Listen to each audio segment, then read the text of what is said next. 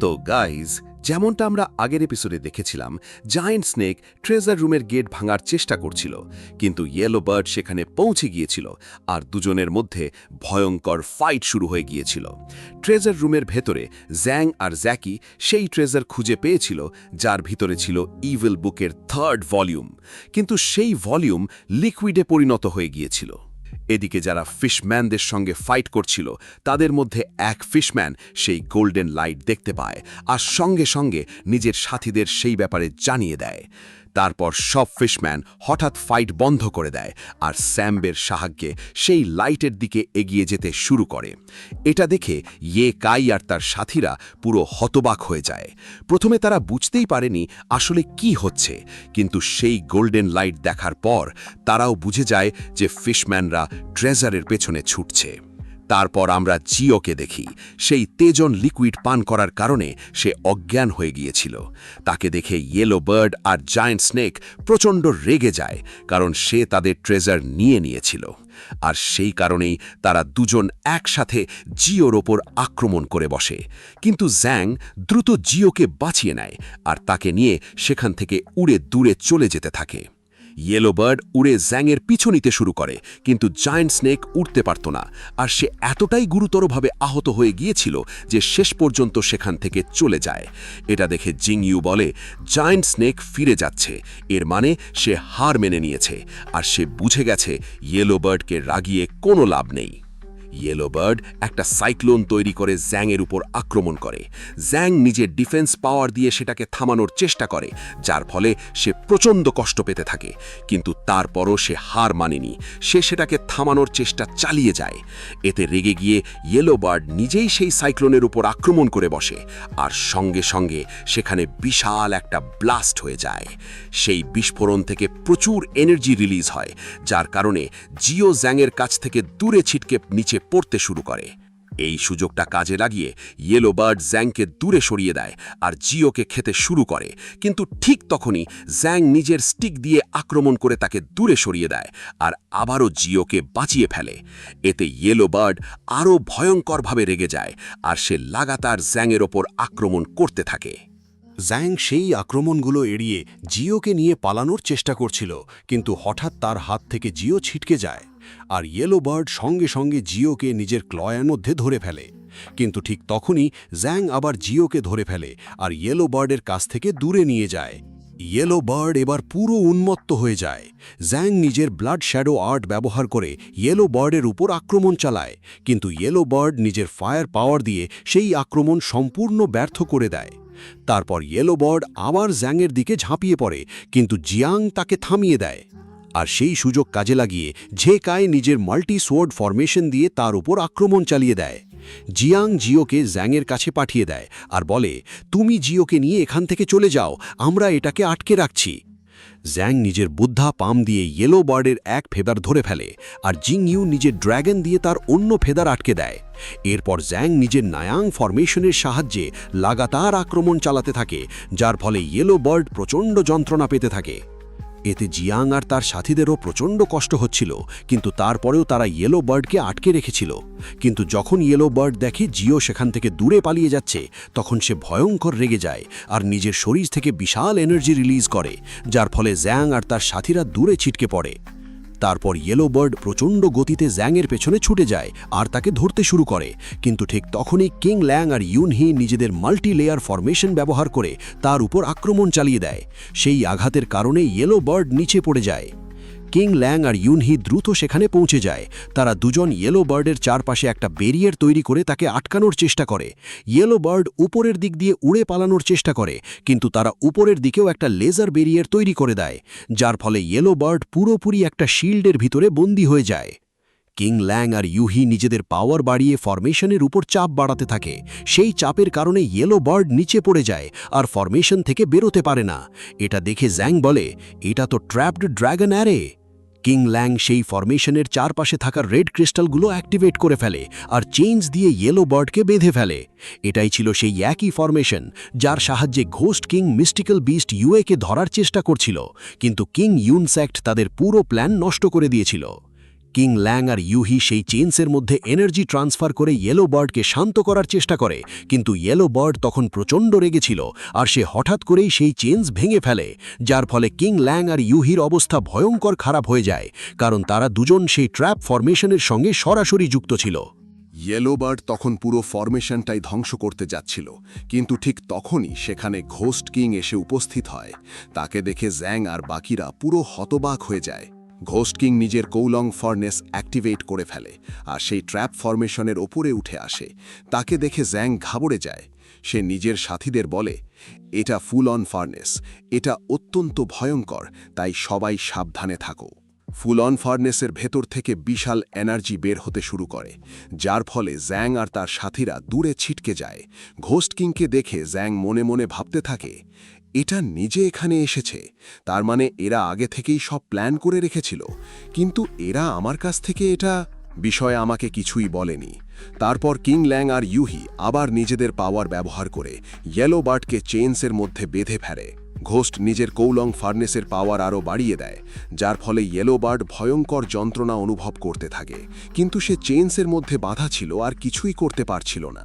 Ghost king শেষ পর্যন্ত yellow বার্ডকে নিজের কৌলং ফার্নেসের ভিতরে অ্যাবজর্ব করে নেয়। এটা দেখে জ্যাং আর তার সাথীরা পুরো হতবাক হয়ে যায়।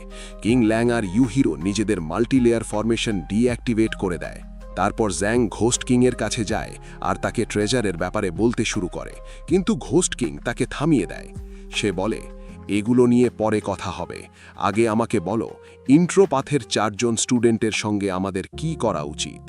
এই কথা শুনে জ্যাং মনে মনে ভাবতে থাকে, ঘোস্ট কিং আর তার সাথীরা এতটাই শক্তিশালী যে আমরা মৃত্যুর আগ পর্যন্ত লড়লেও এদের মোকাবিলা করতে পারব না। আমি বুঝতেই পারছি না এখন এই পরিস্থিতিতে আমাকে কি সিদ্ধান্ত নেওয়া উচিত।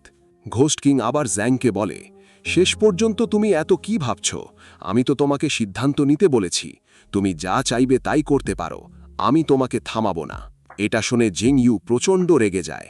সে ঘোস্ট কিংকে বলে, আমরা তোমাদের ভয় পাই না, যদি সাহস থাকে তাহলে আমাদের সঙ্গে ফাইট করো। ঘোস্ট কিং তখন জ্যাংকে বলে, এটা তোমার ছোটবেলার বন্ধু জিং ইউ, এখন এটা পুরোপুরি তোমার হাতে যে তুমি এর সঙ্গে কি করবে। জ্যাং শান্ত গলায় বলে, আমরা ইয়েলো বার্ড পেয়ে গেছি, তাই এখন এই দুর্বল লোকদের দিকে মন দেওয়ার দরকার নেই। কিং ল্যাং তখন ঘোস্ট কিংকে বলে, ডেপুটি লিডার ঠিকই বলছে, 10,000 পয়জন সেক্ট আর ইউয়ান সেক্টের লোকেরা ইতিমধ্যেই এখান থেকে বেরিয়ে গেছে। যদি 2টা সেক্ট এখানে চলে আসে তাহলে যুদ্ধ শুরু হয়ে যেতে পারে। ঘোস্ট কিং মাথা নেড়ে বলে, তুমি ঠিক বলেছ, আমাদের এখান থেকে চলে যাওয়া উচিত। আমি ঘোস্ট লিকে এখানে দায়িত্ব দিচ্ছি। এটা বলেই ঘোস্ট কিং কিং ল্যাং আর ইউহিকে নিয়ে সেখান থেকে চলে যায়। জিং ইউ তখন জ্যাংকে বলে, রাগের কারণে তুমি ইভিল পাথে চলে গেছ, কিন্তু এখনও তোমার কাছে ফিরে আসার সুযোগ আছে। যদি তুমি সব কিছু ছেড়ে ফিরে আসো তাহলে গ্র্যান্ড মাস্টার দা জাওয়ান তোমাকে আবার চিয়ান সেক্টে ফিরিয়ে নেবেন। উত্তরে জ্যাং বলে, আমি কোনো ভুল পথে নেই, আমি ভেবেচিন্তেই এই সিদ্ধান্ত নিয়েছি, তোমার আমার জন্য চিন্তা করার দরকার নেই। এটা বলেই জ্যাং সেখান থেকে চলে যেতে শুরু করে, কিন্তু জিং তার সামনে এসে দাঁড়ায়। সে বলে, তুমি আমাদের সম্পর্কে যাই ভাবো না কেন, আমি এখনও তোমাকে নিজের বন্ধু মনে করি, আর আমি শুধু জিওর সঙ্গে কথা বলতে চাই। জ্যাং তখন জিওর সঙ্গে খেলা শুরু করে আর তার সঙ্গে কথা বলার চেষ্টা করে, কিন্তু জিও খুব বেশি ক্লান্ত ছিল, তাই সে জ্যাংয়ের কথায় কোনো মনই দেয় না। জ্যাং বলে, আজ জিও খুব বেশি ক্লান্ত হয়ে গেছে, যদি ভবিষ্যতে আবার আমাদের দেখা হয় তখন তুমি ওর সঙ্গে কথা বলে নিও। আর ভবিষ্যতে আমাদের মধ্যে অনেক ফাইট হবে, যেখানে আমরা মারাও যেতে পারি, কিন্তু তারপরেও আমি তোমাকে মন থেকে নিজের বন্ধু হিসাবেই মানব। এটা শুনে জিং খুব খুশি হয়ে যায়। তারপর জ্যাংকে সে একটা অ্যাডাল্ট বুক দেয়। সে বলে, আমরা 10 বছর পর দেখা করেছি, তাই আমি তোমার জন্য একটা গিফট নিয়ে এসেছি। সেই অ্যাডাল্ট বুক দেখে জ্যাং লজ্জা পেয়ে যায় আর সঙ্গে সঙ্গে বুক বন্ধ করে দেয়। জিং বলে, যদি তুমি সবার সামনে এই বুকের ব্যাপারে কথা বলো তাহলে আমাদের দুজনেরই ভীষণ অপমান হবে, তাই এটা নিয়ে কিচ্ছু বলো না। আসলে যখন জ্যাং আর জিং প্রথমবার দেখা করেছিল তখনও জিং তাকে একটা অ্যাডাল্ট বুক দিয়েছিল। জিং জ্যাংকে বিদায় বলে নিজের সাথীদের কাছে চলে যায়। জিয়াং তখন জিংকে জিজ্ঞেস করে, শেষ পর্যন্ত তুমি এত খুশি কেন? কিন্তু জিং তাকে কিছুই বলে না আর সেখান থেকে চলে যায়। তারপর জ্যাং আর জিংইউ সেখান থেকে চলে যায়।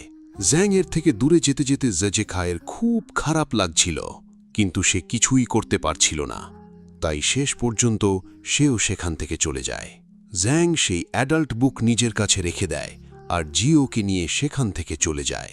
তারপর আমরা আডাজো, লুলু আর ইগোকে দেখি। তারা তিনজন জায়ান্ট স্নেক থেকে অনেক দূরে চলে এসেছিল, আর তারা প্রচণ্ড ক্লান্ত হয়ে গিয়েছিল। তাই একটা জায়গায় বসে বিশ্রাম নিতে শুরু করে। আডাজো তখন ইগোকে জিজ্ঞেস করে, আমি বুঝতে পারছি না, শেষ পর্যন্ত তুমি আমাদের পেছনে পেছনে কেন আসছো? ইগো উত্তর দেয়, যদি সত্যি বলি তাহলে আমি নিজেও জানি না কেন আমি তোমাদের অনুসরণ করছি। হয়তো আমার কোনো ফ্যামিলি নেই, তাই আমি তোমাদের পেছনে আসছি। এটা শুনে লুলু খুব মন খারাপ করে ফেলে। সে জিজ্ঞেস করে, সত্যিই কি তোমার কোনো ফ্যামিলি নেই? ইগো ধীরে ধীরে বলতে শুরু করে, আমি জন্মানোর পর থেকেই একটা ডগের মতো দেখতে ছিলাম, আর সেই কারণেই আমার ফ্যামিলি, এমনকি আমার পেরেন্টসও আমার সঙ্গে মনস্টারের মতো আচরণ করত। তারপর তারা আমাকে ফরেস্টে ফেলে রেখে চলে যায়। আমি ডগের মতো দেখতে ছিলাম বলে কিছু ওয়াইল্ড ডগ আমাকে তাদের বাচ্চা ভেবে খাবার খাওয়াতো। আর যখন আমি বড় হলাম তখন ওয়াইল্ড ডগ নামে পরিচিত হতে আমার ভালো লাগতে শুরু করল, কারণ মানুষ শুধু সৌন্দর্য দেখে আর দেখানো ভালোবাসে, কিন্তু বিস্ট কখনো ভান করে না। তাদের সৌন্দর্যেরও দরকার হয় না, তারা শুধু নিজেদের ফ্যামিলির সঙ্গে সুখে থাকে। তারপর ব্লাড রেফিনিশেভে আমি একাই বেঁচেছিলাম।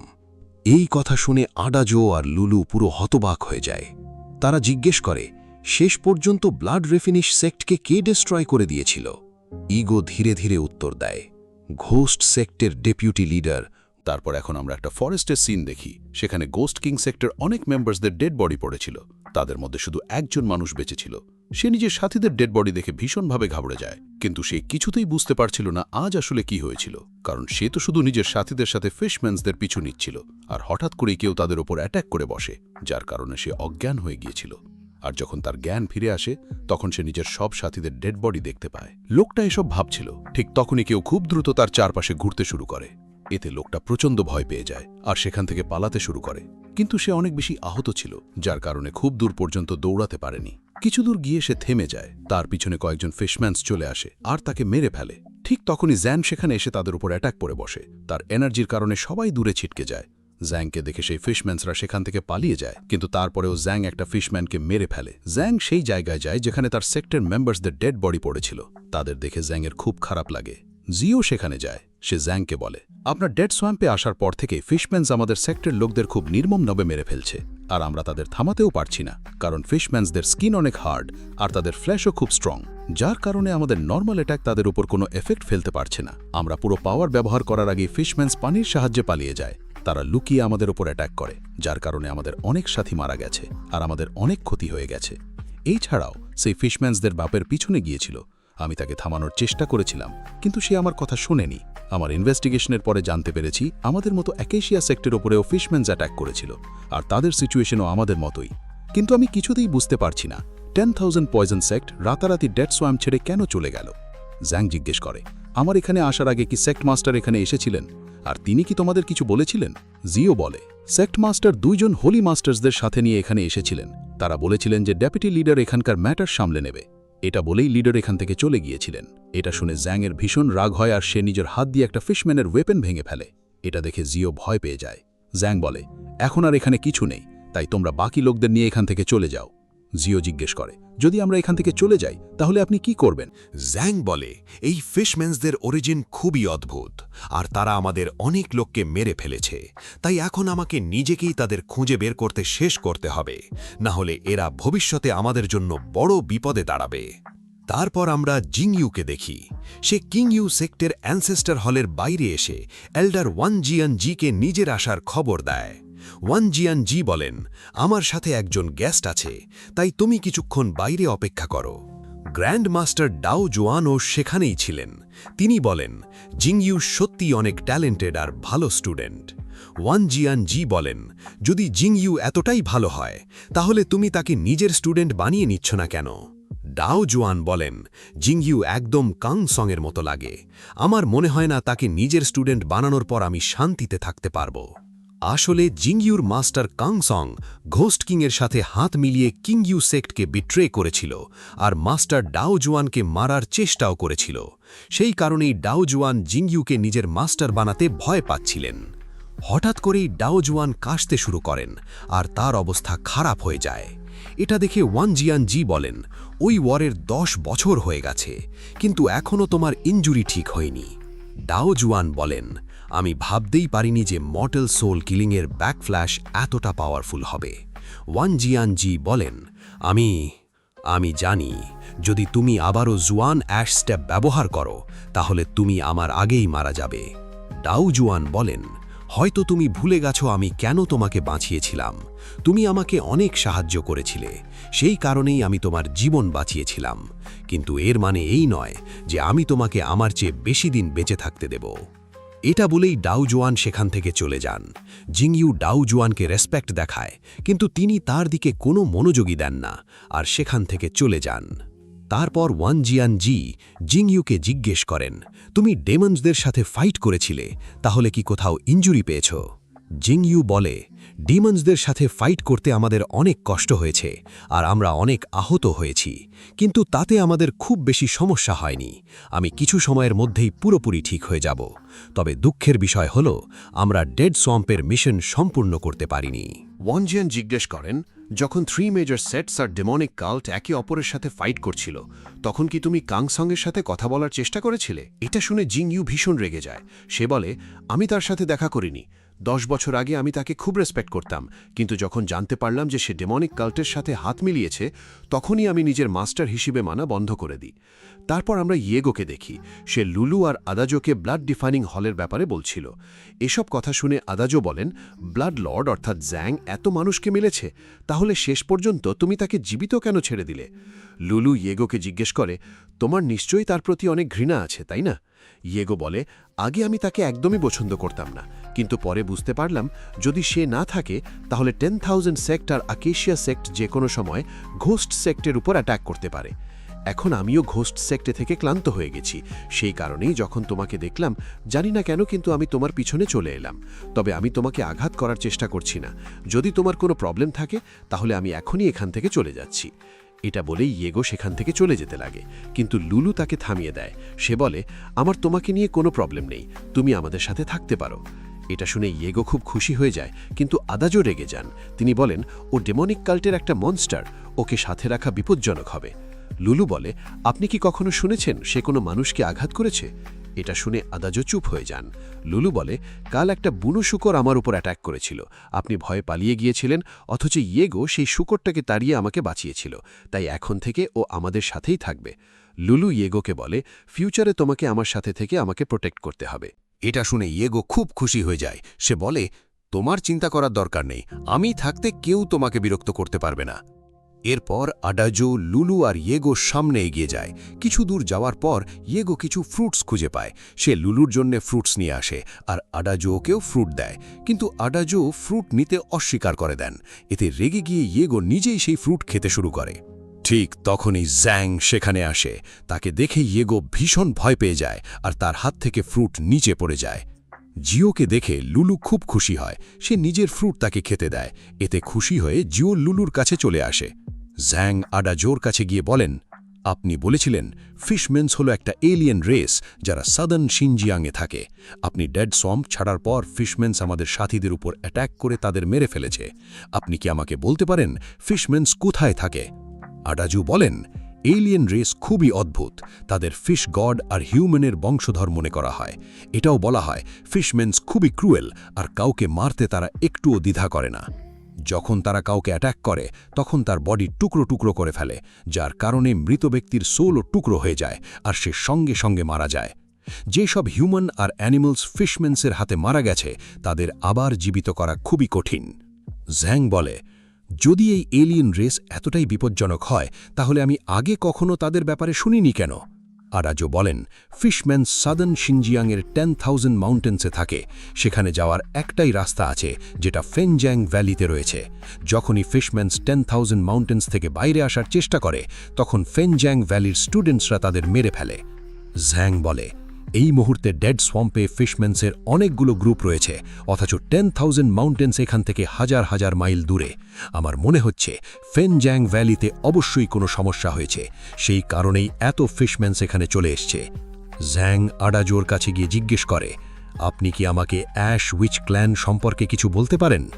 আডাজো বলেন, আমি শুনেছি অ্যাশ উইচ ক্ল্যান হাজার হাজার বছর আগেই শেষ হয়ে গেছে, কিন্তু হঠাৎ তুমি ওদের ব্যাপারে জানতে চাইছো কেন? জ্যাং বলে, আমি বিশ্বাস করতে পারছি না অ্যাশ উইচ ক্ল্যানের লেগেসি পুরোপুরি শেষ হয়ে গেছে। আডাজো বলেন, যদি তুমি অ্যাশ উইচ ক্ল্যানের লেগেসি সম্পর্কে জানতে চাও তাহলে তার ইনফরমেশন তুমি অ্যাশ বুকসে পাবে, তবে সম্ভবত সেই সব বুকস লোকাল কাল্টিভেটর সেটস নিয়ে গেছে। এসব কথা বলার জন্যে জ্যাং আডাজোকে থ্যাঙ্কস বলে, তারপর সে ইয়েগোকে জিজ্ঞেস করে, তুমি কি ফিউচারেও এদের দুজনের সাথে থাকার সিদ্ধান্ত নিয়েছ? ইয়েগো কোনো উত্তর দেয় না। জ্যাং বলে, লিডার যে কোনো সময় তোমার সাথে দেখা করতে আসতে পারেন, তাই নিজের খেয়াল রেখো। এটা বলেই জ্যাং জিওকে নিয়ে সেখান থেকে চলে যায়। তার যাবার পর সেখানে জিয়া আসে। তাকে দেখে লুলু খুব খুশি হয়ে যায়। তারপর আমরা জুকিকে দেখি। সে ব্যাম্বু ফরেস্টে নিজের সোয়ার্ড প্র্যাকটিস করছিল। প্র্যাকটিস করতে করতে তার জ্যাংয়ের সাথে কাটানো মুহূর্তগুলো মনে পড়তে থাকে, আর তার সাথে ফাইটের কথাগুলোও মনে পড়ে। যখন জায়ান্ট স্নেক জুকিকে খেয়ে ফেলতে যাচ্ছিল, তখন জ্যাং নিজের জীবন ঝুঁকিতে ফেলে তাকে বাঁচিয়েছিল।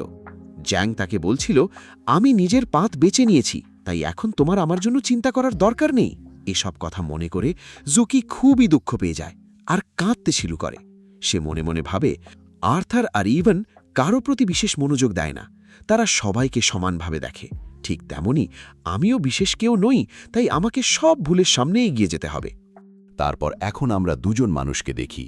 তারা দুজন ফেনজাং ভ্যালির পাশের মাউন্টেন্সে কিছু হার্ব নিতে যাওয়ার জন্য রওনা হয়েছিল। পথে তারা একটি হোটেল দেখতে পায়, তাই খাবার খাওয়ার জন্য সেখানে যায়। একজন লোক ওয়েটারের কাছে খাবারের ব্যাপারে জিজ্ঞেস করে। ওয়েটার বলে, আমাকে মাফ করে দিন, কিন্তু আমি এখন এই হোটেল বন্ধ করে দিচ্ছি। লোকটা জিজ্ঞেস করে, এখনও তো পুরো রাত হয়নি, তাহলে শেষ পর্যন্ত তুমি হোটেল বন্ধ কেন করছো? ওয়েটার তাদের জানায় যে পাশের মাউন্টেন্সে অনেক মনস্টার্স এসে গেছে আর তারা নিরীহ মানুষদের কষ্ট দিচ্ছে। এই মনস্টার্স এখানে থাকা অবস্থায় আমি এই হোটেল খোলা রাখতে পারবো না, তাই আমি এটা বন্ধ করে এই জায়গা ছেড়ে চলে যাচ্ছি। লোকটা বলে, ওই জায়গাটা তো ফ্রেনজাং ভ্যালির গড এনশিয়েন্ট টাইমস থেকেই প্রোটেক্ট করে আসছিল, তাহলে এখন সেখানে মনস্টার্স কিভাবে এলো? তাদের বাইরে কে বের হতে দিল? ওয়েটার তাদের কিছু বলতে যাচ্ছিল, কিন্তু ঠিক তখনই জ্যাং ওই দুজন মানুষের পিছনে এসে দাঁড়িয়ে যায়। তাকে দেখেই ওয়েটার ভীষণ ভয় পেয়ে যায়। সে আর তাদের কিচ্ছু বলে না এবং নিজের কাজে ব্যস্ত হয়ে যায়। তারপর ওই দুজন মানুষও সেখান থেকে চলে যায়।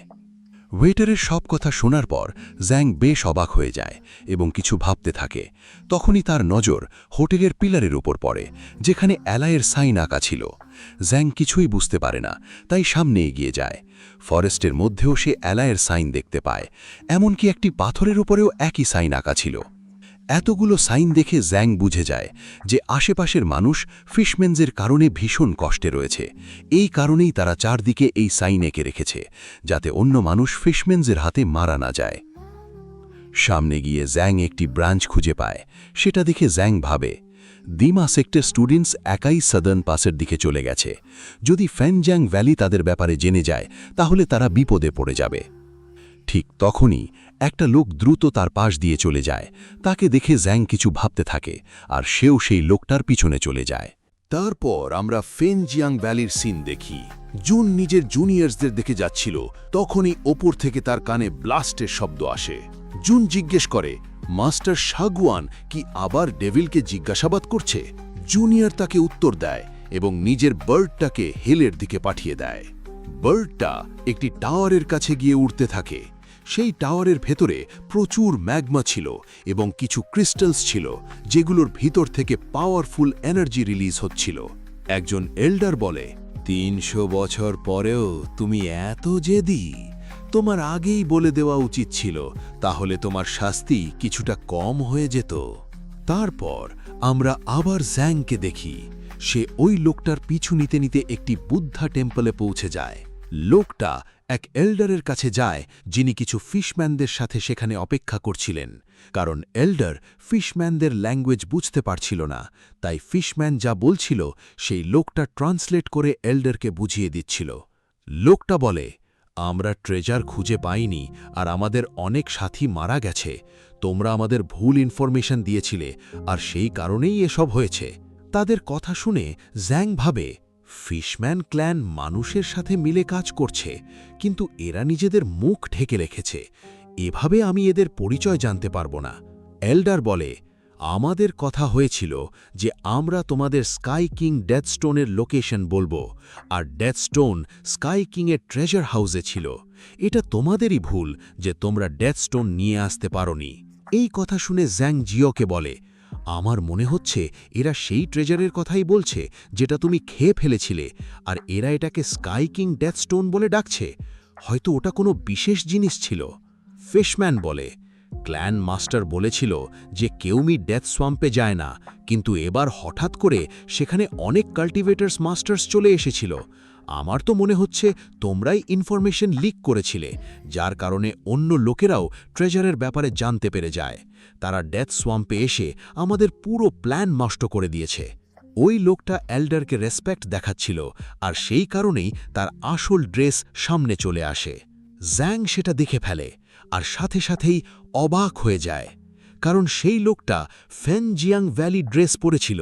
তখনই এল্ডার নিজের মাস্ক খুলে ফেলে এবং ফিশম্যানকে বলে, আমরা আর তোমাদের সাথে কাজ করতে চাই না।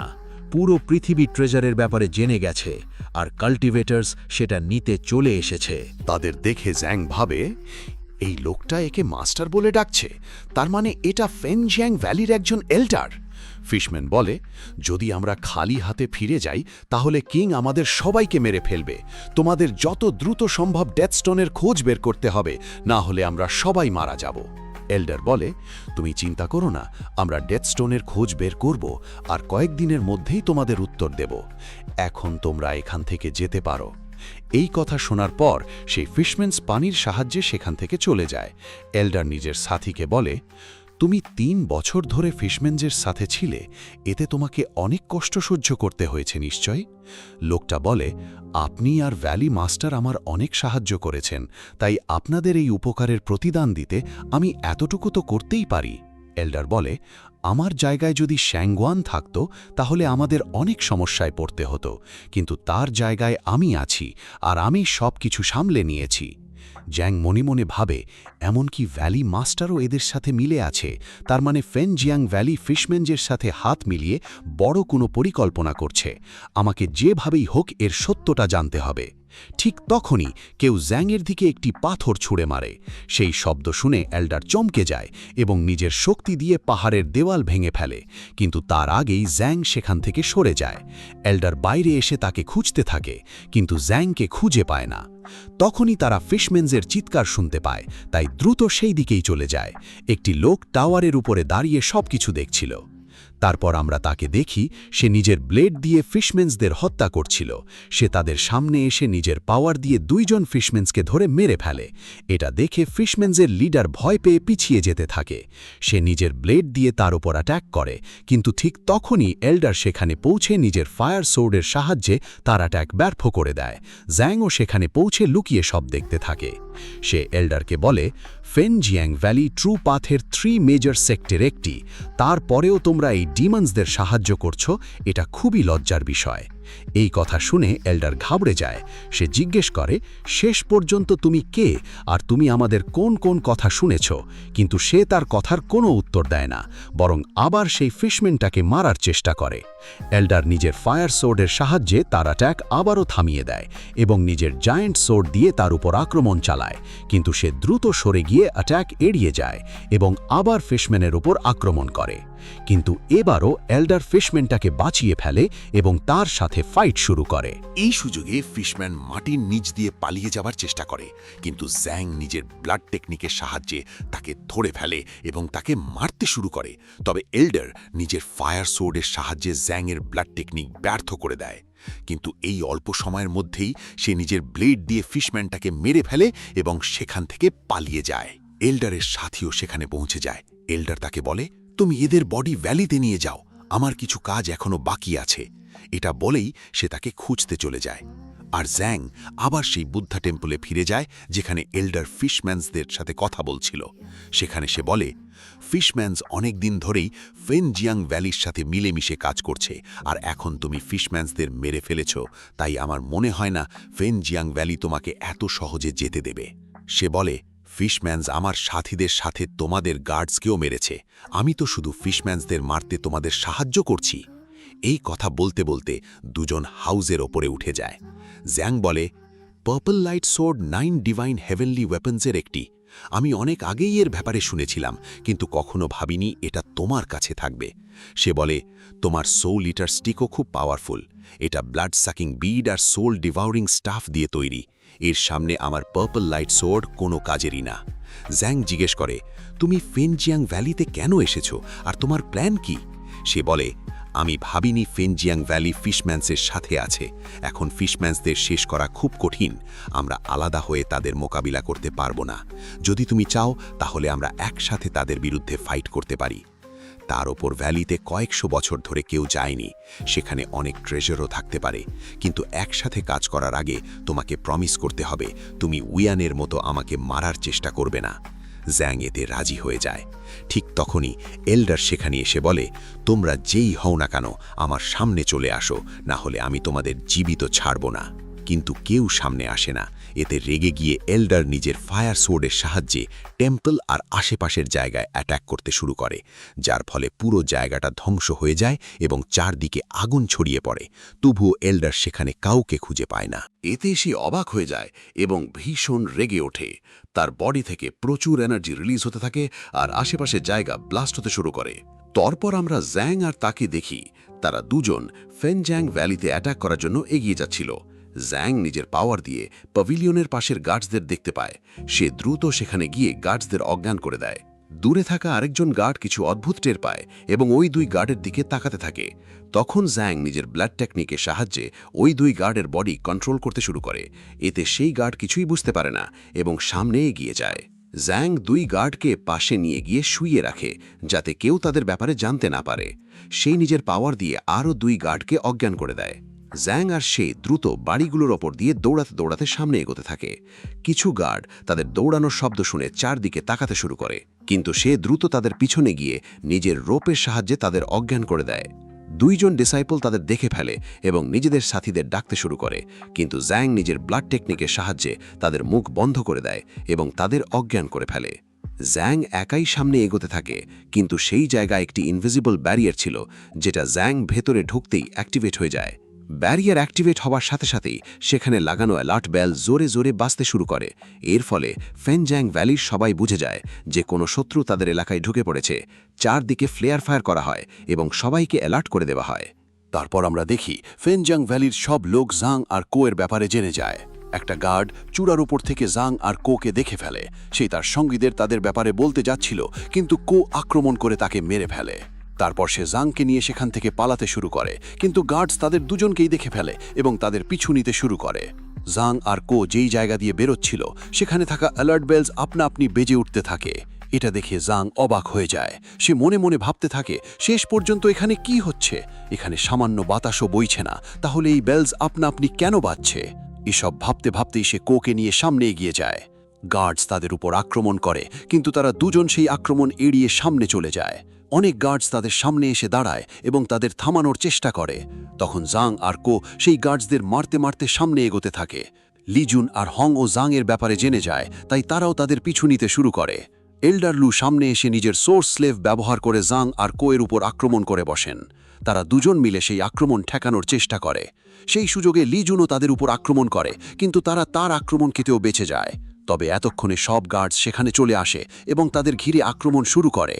এত লোক দেখে জাং একটু ঘাবড়ে যায়। সে কোকে বলে, আমাদের দ্রুত এখান থেকে বের হতে হবে, না হলে আমরা দুজন কেউই বাঁচতে পারবো না। এই কথা বলে জাং কোয়ের সঙ্গে মিলে একটা শেপ ফরমেশন অ্যাক্টিভেট করে এবং সেখান থেকে এনার্জি রিলিজ করে গার্ডসদের দূরে সরিয়ে দেয়। সেই সুযোগে জাং আর কো সেখান থেকে পালানোর চেষ্টা করে। হঠাৎ তাদের নিচে একটা ফরমেশন অ্যাক্টিভেট হয়ে যায়। জাং দ্রুত সেই ফরমেশন থেকে বের হয়ে পালিয়ে যায়, কিন্তু কো সেই ফরমেশনের ভেতরে আটকে পড়ে। তারপর সেখানে একটা শিল্ড অ্যাক্টিভেট হয়ে যায়, যার কারণে কো তার ভেতরেই বন্দী হয়ে পড়ে। গার্ডস সেখানে গিয়ে সেই শিল্ড ফরমেশনকে আরও স্ট্রং করে দেয়, যাতে কো সেটা ভেঙে পালাতে না পারে। এল্ডার বলে ওঠেন, যাই হয়ে যাক না কেন, এই উইচকে এখান থেকে পালাতে দিও না।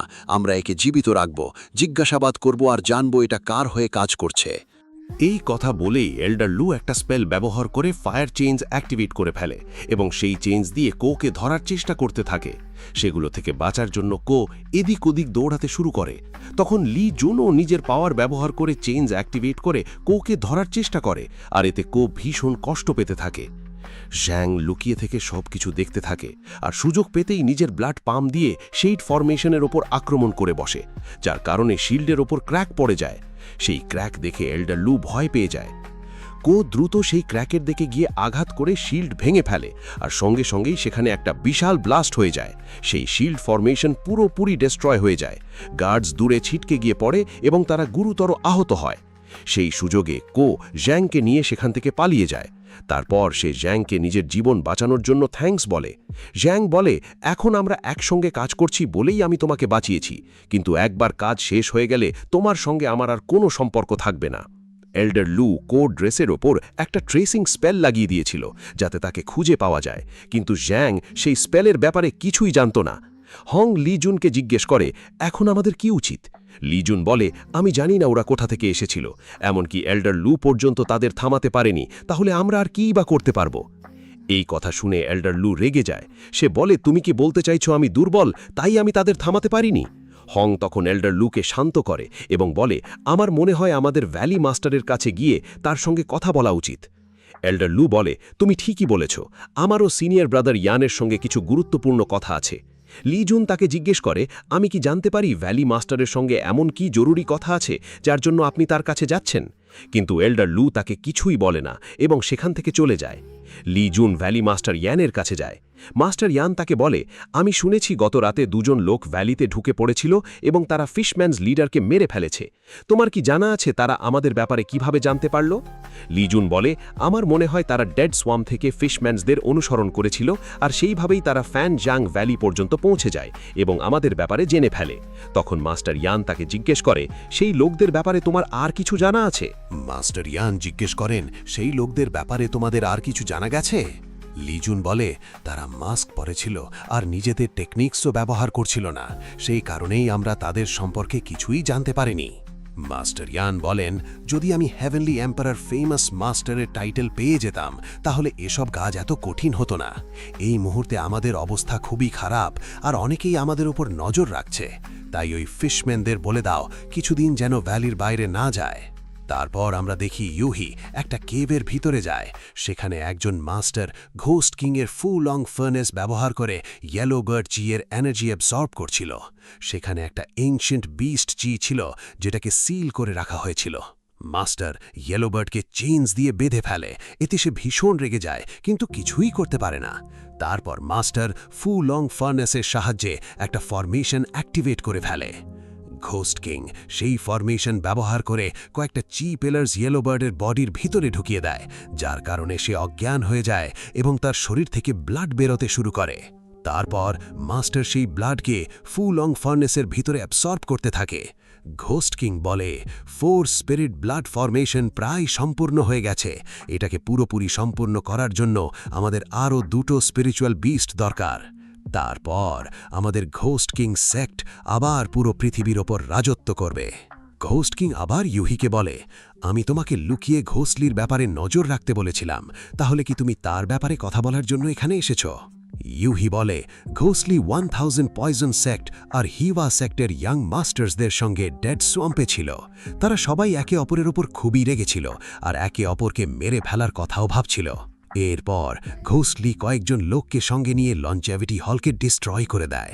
তারপর হঠাৎ লুকিয়ে জানের ওপর আক্রমণ করে, যার কারণে সে পুরোপুরি আহত হয়ে যায়। আমি বুঝতে পারছি না সে এত ক্রুয়েল আর রাগী কিভাবে হয়ে গেল। ঘোস্ট কিং বলে, ঘোস্টলি অত্যন্ত ট্যালেন্টেড, সে বহু বছর ধরে আমার হোলি টিচিংস অধ্যয়ন করেছে আর সেই কারণেই সে ধীরে ধীরে একটা ইভিল স্পিরিটে পরিণত হচ্ছে। তাই কাউকে হত্যা করা বা ক্রুয়েল হয়ে ওঠা তার জন্য বড় কোনো বিষয় নয়। কিন্তু ঘোস্টলির এখনও ট্রুথ পাথের লোকদের সঙ্গে কানেকশনস আছে, বিশেষ করে কিং ই সেক্টর লু জু ওয়ের সঙ্গে তার সম্পর্ক খুবই ভালো। তোমার কি তার ব্যাপারে কিছু জানা আছে? ইউহি বলে, আপনি ঠিকই বলছেন, আমারও মনে হয় ঘোস্টলি আর লু জু ওয়ের মধ্যে কোনো রিলেশন আছে। যখন ব্ল্যাক ওয়াটার স্নেক জ্যাকিকে মারতে যাচ্ছিল তখন ঘোস্টলি নিজের জীবন ঝুঁকিতে রেখে তাকে বাঁচিয়েছিল। এসব কথা বলার পর ইউহি সেখান থেকে বাইরে চলে যায়। সেখানে তার সঙ্গে কিং ল্যাংয়ের দেখা হয়। সে তাকে জিজ্ঞেস করে, ঘোস্ট কিংয়ের অরিজিন সম্পর্কে তোমার কিছু জানা আছে? কিং ল্যাং বলে, সেক্ট লিডার কখনো আমার সঙ্গে এই ব্যাপারে কথা বলেননি। আমি যখন সেক্ট জয়েন করি তখন ঘোস্ট কিং আগেই সেক্ট লিডার ছিলেন। কাল্ট জয়েন করার পর আমি তাকে ফুল লং ফার্নেসের সিক্রেট খুঁজে বের করতে সাহায্য করেছিলাম, আর শুধু 4 স্পিরিট ব্লাড ফরমেশনের কারণেই সে এসব করতে পেরেছে। এই কথা শুনে ইউহির ইয়েলো বার্ড চি আর ফুল লং ফার্নেসের কথা মনে পড়ে যায়। সে বলে, যদি আজ বিয়াউভ বেঁচে থাকতো তাহলে হয়তো এখানকার পরিবেশটা অন্যরকম হতো। কিং ল্যাং বলে, ঘোস্ট আবার সেটেন জিংজ্যাংয়ে গেছে। আমার আশা এবার সে কিছু না কিছু অবশ্যই খুঁজে পাবে। তারপর আমরা এল্ডার লুকে দেখি, সে কয়েকজন গার্ডসদের নিয়ে জাং আর কোকে খুঁজতে বের হয়েছিল। একজন গার্ড বলে, সিনিয়র লি জুন আমাদের ভ্যালি ছেড়ে যেতে নিষেধ করেছেন, তাহলে এখন ওই 2 শত্রুর ব্যাপারে আমরা কি করব? তারা তো ভ্যালির ভেতরে ঢুকে করেছিল। এল্ডার লু বলে, ওই 2 শত্রুর কারণে আমার প্রচণ্ড অপমান হয়েছে। আমি কি তাদের এভাবে ছেড়ে দিতে পারি? আমি জানি তারা কোথায় লুকিয়ে আছে, আমরা খুব সহজেই তাদের ধরে ফেলব। জাং পাহাড়ের উপর থেকে এল্ডার লুদের দেখছিল। তখন কো তাকে জিজ্ঞেস করে, তুমি ওই লোকদের নিয়ে এত চিন্তা করছো কেন? জাং বলে, ফেংজিং ভ্যালি হচ্ছে ট্রুথ পাথের 3 মেজর সেক্টসের মধ্যে একটি। আমরা তাদের এত হালকাভাবে নিতে পারি না। আমাকে ফেংজিং ভ্যালি সম্পর্কে তথ্য জানতে হবে, কিন্তু এটা এত সহজ নয়। কো বলে, আমার কাছে এমন একজন আছে যে আমাদের সাহায্য করতে পারে। কিছুক্ষণ পর এল্ডার লু গার্ডসদের নিয়ে সেই হিলে পৌঁছে যায় যেখানে জাং আর কো ছিল, কিন্তু তারা তখন সেখান থেকে চলে গেছে। সেখানে শুধু কোয়ের উডেন ডল পড়েছিল। এল্ডার লু সেই ডলটাকে ভেঙে ফেলে। ঠিক তখনই তার নজর জাংয়ের উপর পড়ে, যে দূরের একটা হিলের উপর দাঁড়িয়েছিল। তাকে দেখেই এল্ডার লু প্রচণ্ড রেগে যায় আর গার্ডসদের নিয়ে তার উপর আক্রমণ করে বসে। একই সময় কো লুকিয়েছিল। সে শেষ বেঁচে থাকা এক গার্ডকে সেখানেই ধরে ফেলে, আর বাকি গার্ডস কিছুই বুঝতে পারে না। এল্ডার লু আর গার্ডস একের পর এক জাংয়ের উপর আক্রমণ করতে থাকে, আর জাং সেই আক্রমণগুলো এড়িয়ে দ্রুত সেখান থেকে দূরে সরে যায়। সে অবিশ্বাস্য গতিতে ঘুরে তাদের সব অ্যাট্যাক এড়িয়ে যায়। তারপর সে একটা কেভের ভিতরে ঢুকে পড়ে। এল্ডার লু তার পেছনে আসতেই জাং নিজের ব্লাড আর্ট ব্যবহার করে সেই কেভ ভাঙতে শুরু করে। এল্ডার লু নিজের পাওয়ার অ্যাক্টিভেট করে পুরো কেভটাই ডেস্ট্রয় করে দেয়, আর তার ফলে সেখানে একটা বিশাল ব্লাস্ট হয়ে যায়। সেই ব্লাস্টের সুযোগ নিয়ে জ্যাং সেখান থেকে পালিয়ে যায়।